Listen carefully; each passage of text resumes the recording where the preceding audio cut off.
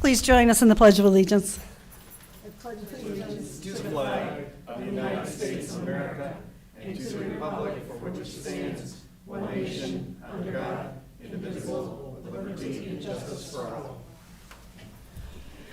Welcome to our Monday, February 6th school board meeting. We'll start off with our agenda approval, deletions, additions. Dr. Veraco.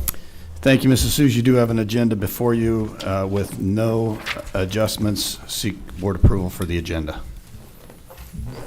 We have a motion by Dr. Malco. Second? Second by Mrs. Kelly. Any discussion? Hearing none, all in favor? Aye. Motion passes. Thank you. Is there any correspondence this evening? There's no correspondence to report. We'll move right into our liaison committee updates. Mr. Marshall. Nothing to report, although I suspect the future we will have some meetings coming up. Right? I'm sure we Okay. will. Thank you. Mrs. Kelly. Nothing this evening. My commission and board doesn't meet till next week, so I'll All have right. something at the next one. Thank you. Dr. Malco. Yes. The Lake Central Education Foundation is working diligently and trying to work to make the grant writing process a little bit more user-friendly and a little bit more consistent among all the teachers in the school district. So that's kind of a big project for them. Dyer Parks Department, I did not attend that meeting, so I missed that one. So I have nothing to report on that. Thank you. Thank you. Dr. Medlin. The Wellness Committee had within the past month, and they're updating the website, and they're doing all kinds of stuff to get things going again. So that's good news. And nothing to report with the Dyer Redevelopment Committee.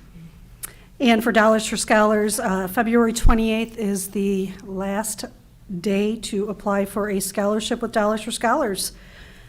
And nothing for the St. John Redevelopment Committee. So back to Dr. Veraco, official school board business topics consent agenda. Thank you again. Seek board approval for the minutes from our executive session, our special work session, and our regular board meeting on January 23rd. Also seek board approval for the claims, payroll, and extracurricular expenditures that were included in your packets.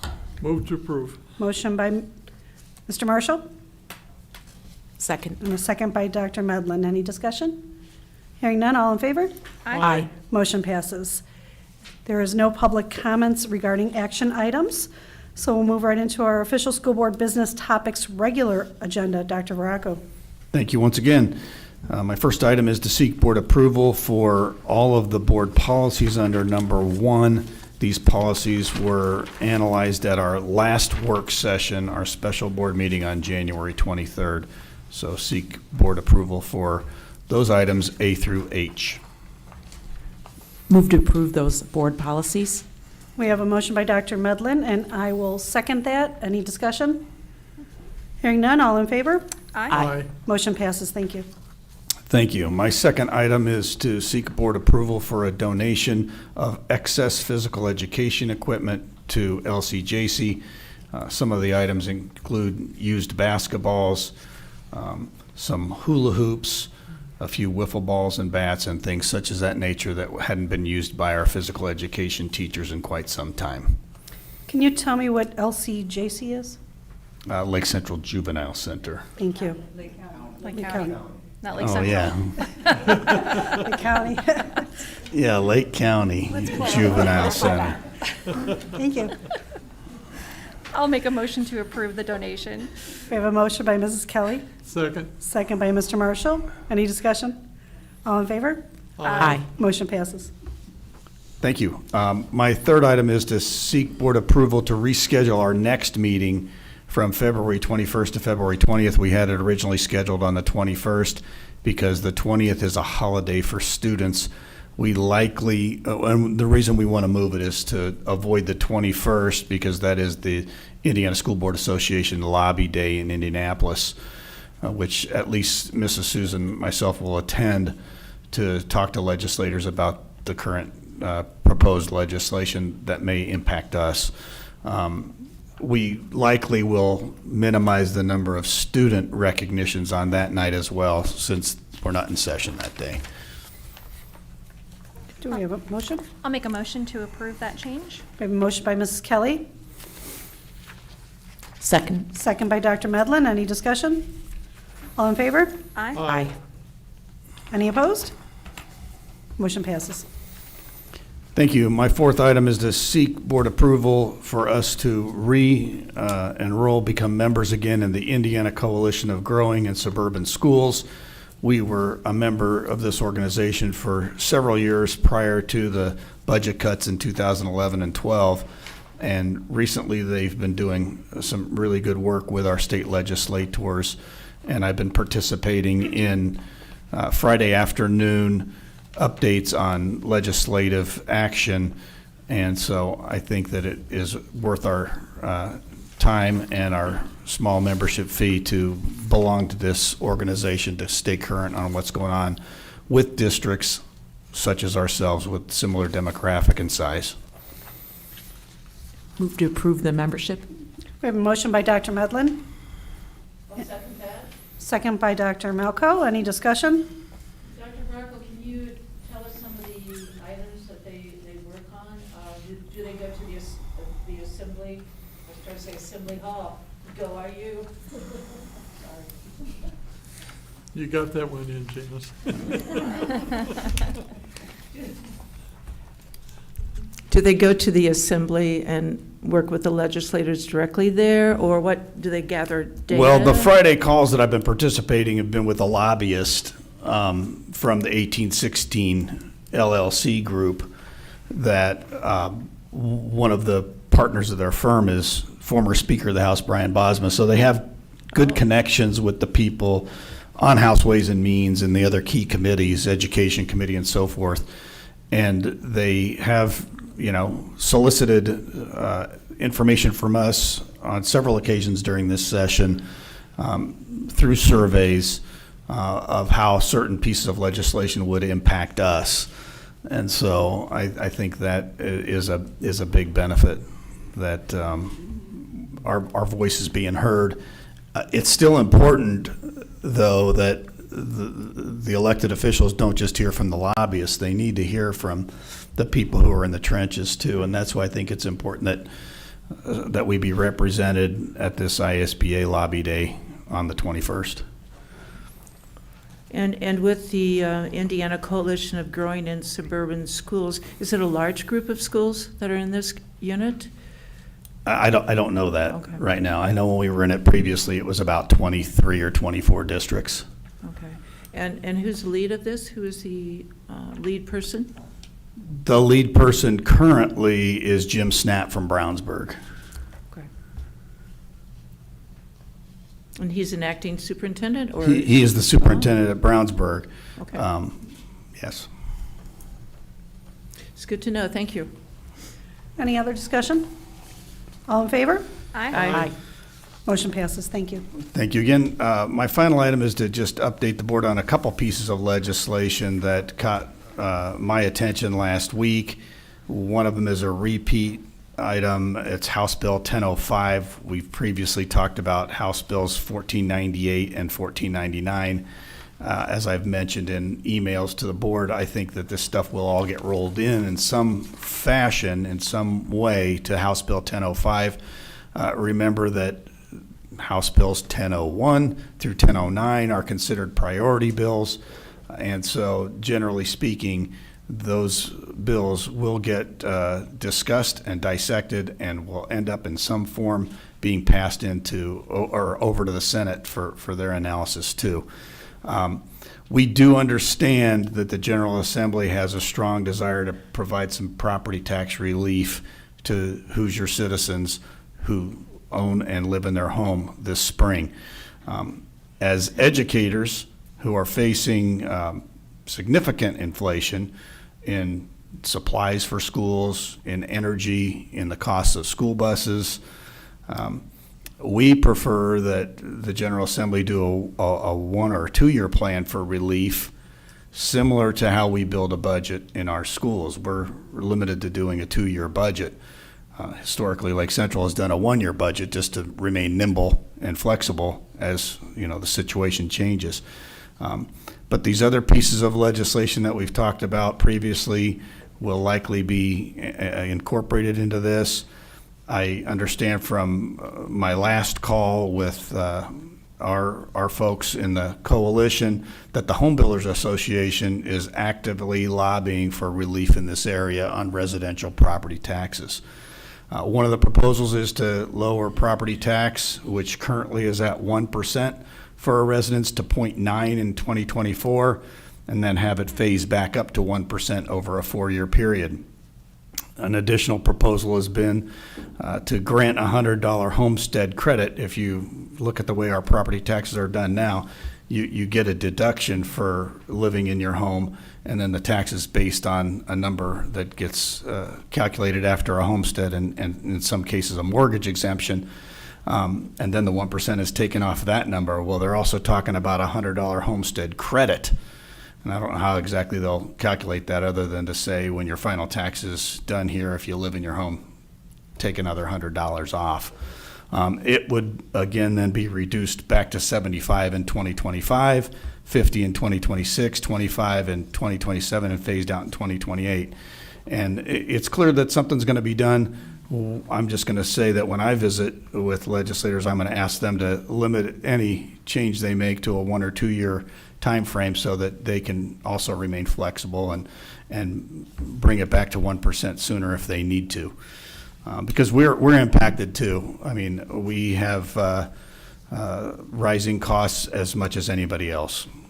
The second piece I want to review is Senate Bill 224, various education matters. This has to do with our local public questions or referendum. And what this piece of legislation says is unless you are in a city and everybody lives in the city limits, if you have any unincorporated areas in your school corporation, you have to use November for your referendum. This would significantly impact many districts who are planning on going in May. Remember, one of the reasons a lot of schools like to go in May is if they're not successful, they can still adjust their budget down for the upcoming school year. If you wait till November, you're already deep in the year, and making those cuts is more difficult if your taxpayers choose not to support that general fund referendum.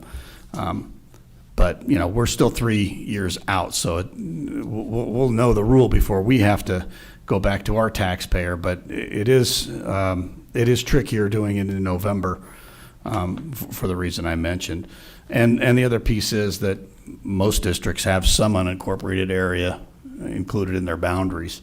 So it could be a factor, for districts who have already done a lot of work to go to their taxpayer in May and then have to wait until November. So any questions about either of those pieces or anything else that you're hearing, I'd try to answer them.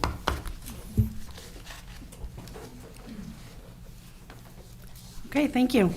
We'll move to Director of Human Resources Personnel, Mrs. Mucha. Thank you very much. We're recommending that the following personnel items be approved, but I would like to bring special attention to Maureen Yeager with 38 years of service, 31 years in Lake Central. That's something to be proud of. Absolutely. Move to approve. We have a motion by Mr. Marshall, Second? second by Mrs. Kelly. Any discussion? All in favor? Aye. Motion passes. Thank you. Thank you. Our Director of Primary Education, Dr. Bracy. Good evening. First, I would like to seek approval for the professional leave requests that have been provided in your packets. Move to approve the professional leave requests. We have a motion by Dr. Medlin, and I will second that. Any discussion? All in favor? Aye. Motion passes. Next, we would like to introduce you to Summer School 2023. The plan is for elementary to be held at Pfeiffer Elementary. We would begin on May 30th, which is a Tuesday, and end on June 22nd. It would be held Monday through Thursday, except for the weeks in which we have a holiday. There will be no classes on Fridays or on federal holidays, which are 5/29 and 6/19. The time is from 8 until 11. The subjects taught would be English and math, and students would participate in both reading and math. And then at elementary, it would be grades K through 4 based on their current grade level for this school year. And then students would be identified and invited by the RTI process at each school. Any questions? you. You're welcome. Thank you. Thank you. Our Director of Secondary Education, Ms. Castaneda. Thank you. For my first item, I am seeking your approval for the professional leave requests. Move to approve the professional leave request? We have a Second. motion by Dr. Medlin, Second. second by Mr. Marshall. Any discussion? I do, I have a question on that. Julie is going, she's taking the AP, Advanced Placement into Project-Based Learning, is that what that PBL stands for? Yes, project-based learning. AP offers summer institutes, and so she's attending the one for environmental science. I've attended them myself when I used to teach AP, and they're wonderful, so she'll have a great experience there. So that way it could be used for AP or also project learning? Would have a Yes, dual- it would check off that graduation pathway bucket. And where's the training? I don't remember. It's virtual. That's the first training. Okay. Thank you. Any other discussion? All in favor? Aye. Aye. Motion passes. Thank you. For my second item, I am seeking your approval for the field trip requests. Motion to approve? Motion by Mrs. Kelly, I'll second that. second by Dr. Malco. Any discussion? All in favor? Aye. Motion passes. And then for my last item, I am bringing you our update for middle school, summer school 2023. It's hard to believe that's right around the corner.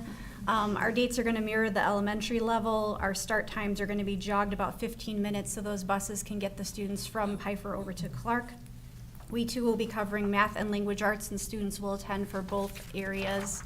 The grade levels that we're targeting are 5th, 6th, and 7th. We do not have our 8th graders attend because they're focused on starting to possibly earn those summer PE and pool and high school credits. And the identification process is the same as we used in years past. Any questions?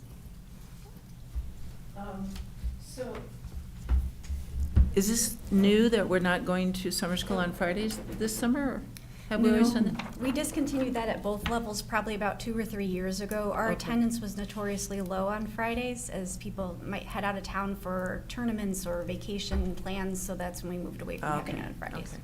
Thank you. You're welcome. Thank you. Our Director of Student Services, Mrs. Gramella. I am going to continue on with the theme of summer programming and talk about our extended school year services. Our dates are going to run a little bit differently because of how we're scheduled. So we are going to start on June 5th and go through June 29th. Our main classes are our applied skills classes, and students will attend twice a week, either Monday, Wednesday, or Tuesday, Thursday. With the exception of the week of June 19th, because we'll be off on Monday the 19th, and so then we'll switch those groups to Monday, Wednesday, or Wednesday, Friday. The Monday, Wednesday group will attend Wednesday, Friday. So those classes will run from 8 to 1. We'll have our elementary students at Holman, and our middle and high school students will be at Clark. We will also have some itinerant speech services at Pfeiffer for students who are attending summer school there. And we typically have some individualized academic services that we also run as recommended by case conference committees. So our students who receive services are all recommended by their IEP team. And on the document you received, it explains the criteria we have to look at. So students have to, we have to have evidence that students will regress if they don't continue services during the summer. Students might be at a critical point in their skill development, so we would continue services. Or students who have special circumstances. Oftentimes, those are students who have had a medical issue or who have missed a lot of school during the year, and we want to get in some extra time. So that's all dependent on the case conference committee recommendations. That's all I have. Thank you. Mr. Ledyard, our Director of Facilities. Well, could I ask a question? Now, when will we get the high school, summer school? That was proposed at a previous board meeting by Mr. Beck, I think back in December. So PE and pool, and then some credit recovery, along with a few IOA offerings, if you recall, because we reduced the number of credits students need to graduate. that's we have right. decreased Okay. the I do amount of remember IOA now. they were available. Thank you. You're welcome. Mr. Ledyard. Thank you, Mrs. Seuss. Good evening. It's that time of year again, so just to update you on our 2023 maintenance and service agreements. I passed out a sheet tonight to all of you. Nothing, we did not add anything for the 2023 school year. Just a little bit of information about things. as Dr. Veracco said tonight, you know, inflationary costs are hitting everything and everyone throughout the nation, and that's no different from our vendors who service us here at Lake Central. But on the good news side of things, everyone on this page really considers themselves a partner with LC, and they try very hard to keep our costs down, knowing that we're a school. And I think they did a wonderful job. I broke it down for you guys. Basically, if you take out our recycle and waste removal, and I'm going to get to that in a minute, we had just barely over 2% increase from 2022 to 2023. And those are basically all based on fuel. Fuel's gone up over 40% in the last year. And if you look at the sheet closely, it's like people like, we have a maintenance contract with, they're very specialized, out of a company out of Indianapolis that does all the rigging and the lighting for the auditorium that comes up once a year. And they do all the consoles and the lighting for the black lights in the auditorium as well. So they're traveling from Indianapolis. We have to have elevator inspections requirements by the state. They're coming from Chicago. We have our vendor who supplies all of our cleaning products are out of South Bend for the school, so they're coming there. So those people, you can see those costs that added up to that 2% are basically all based on fuel.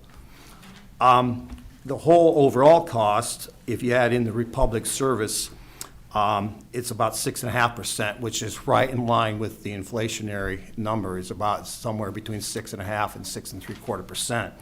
And they reached out to me before I could reach out to them, believe it or not, in December, because we've been with them since 2019 was the first time. We went from Waste Management to Republic. They gave us a better number, and they've given us excellent service. And this is the first increase we've had with them in the 5 years we've been with them. But any and all of the trash recyclables are getting killed with inflation. It's a trickle-down effect. Obviously, fuel, they go to us 2-3 times a week, depending on the school.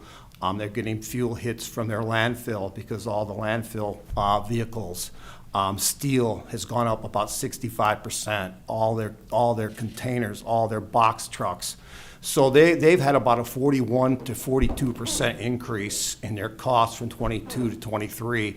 And they had to raise us about 30%. They tried to help us out the best they could, but we're up about 30 to 31% with them. That's a ballpark because it's based on removals. And I guess the good news is, as I said, we haven't had any increase in 5 years, but also we had significantly lower costs in 20 because we were out with COVID. So that was significantly lower. So, and also in 20, even when we went back, we had COVID lunches, so we weren't producing as much waste. So our numbers in 20 and as well as 21 were very significantly lower. So this is, and again, it's not just them, it's anyone who's in this business is really getting that. So those costs are going to go up. We're going to try our best to keep them down the best we can, but that's kind of where we are with the 2023 maintenance agreements. Any questions? I have a question. Yes. Mr. Ledyard. I know at one point in time we used to have recycling of paper at all the schools, and I think Grimmer is the only school that still has that. That is correct. Is there a reason, and would that help this cost if we did go back to recycling, or? Oh, we do recycle. We have recycle containers at every school. This is for trash and recycles. Yeah, we are recycling. That's why most of them are gone. They weren't really being utilized, the paper. We kept the one at Grimmer because that was the one that was being used.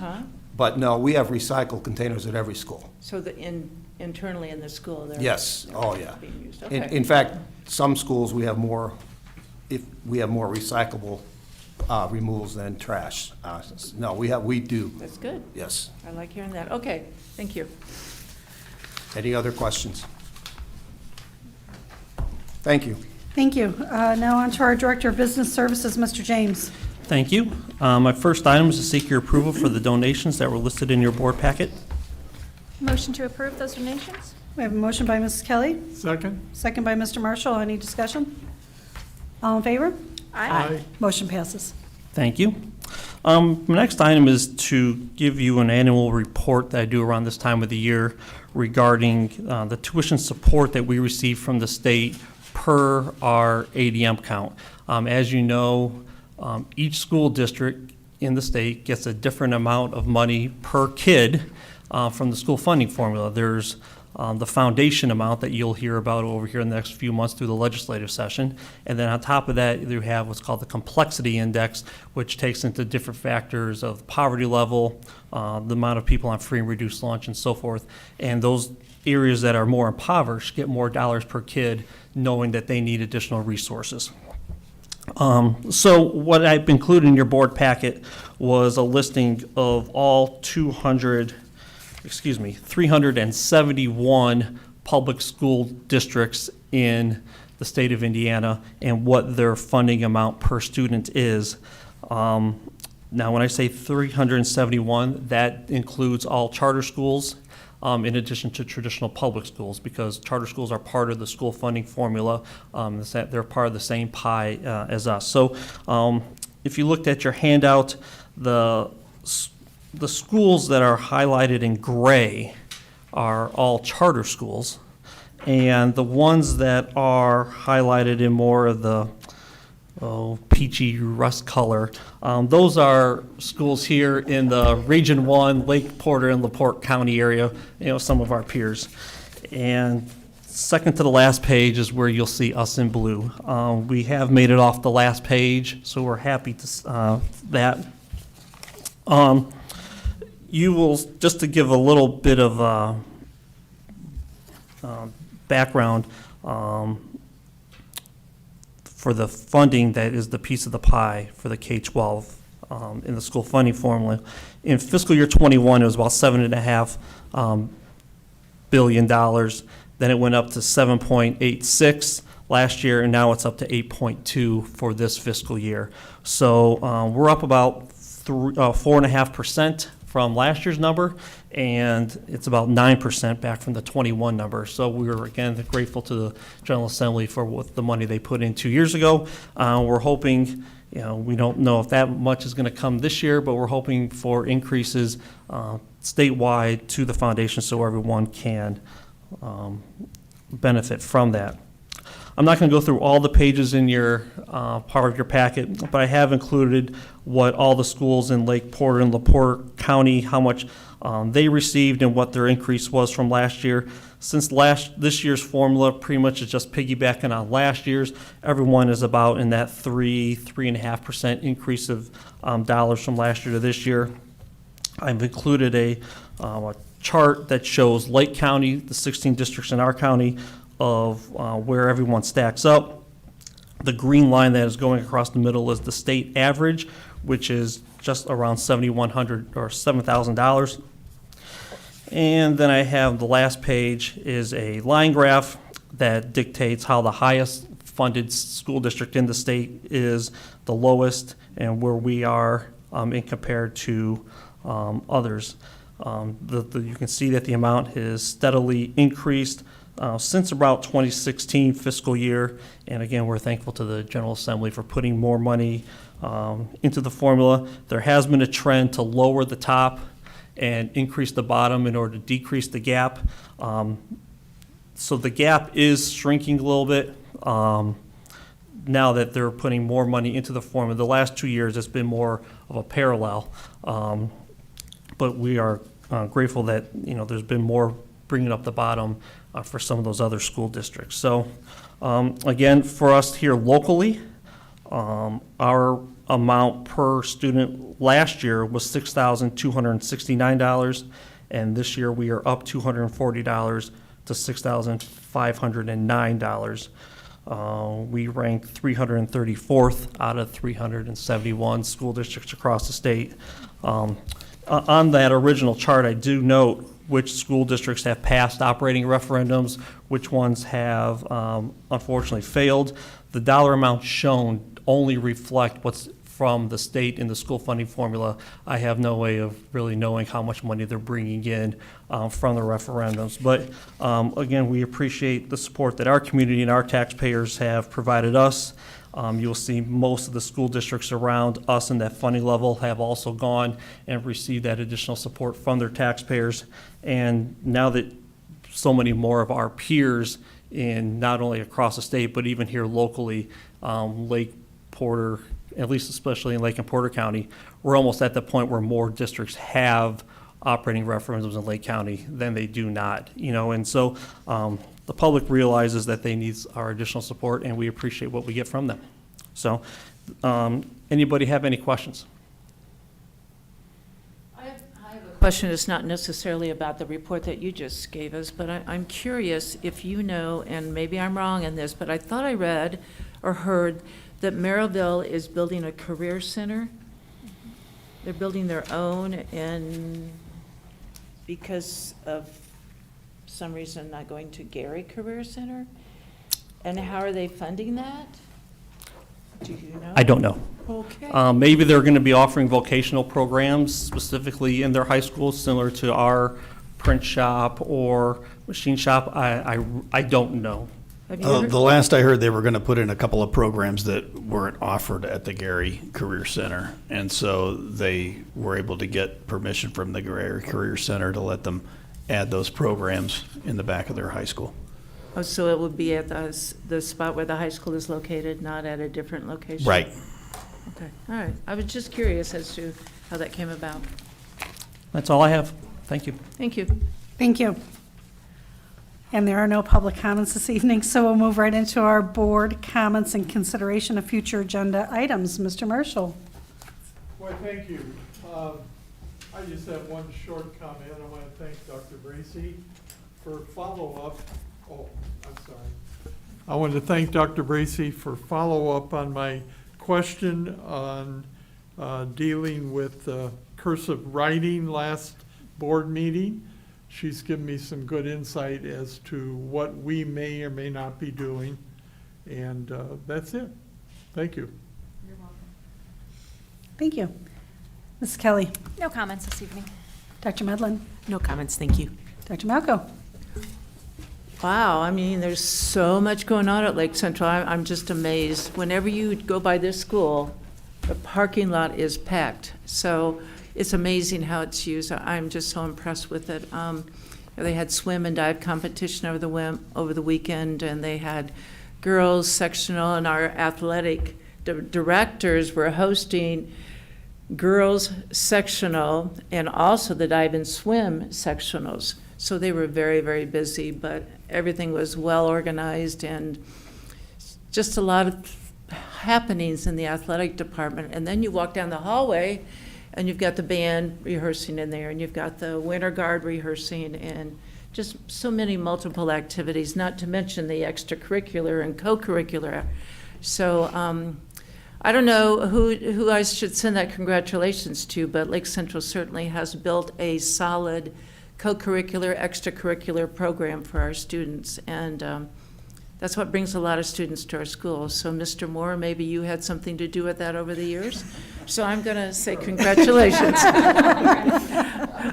That's all I have to say. Yes, and I just was going to wish the girls basketball good luck Saturday, and I know the boys wrestling are at semi-state, so good luck to them. And if I'm missing a team, I'm sorry. Good luck to all of you. But with that, we'll move on to Dr. Varacco for board calendar of future activities.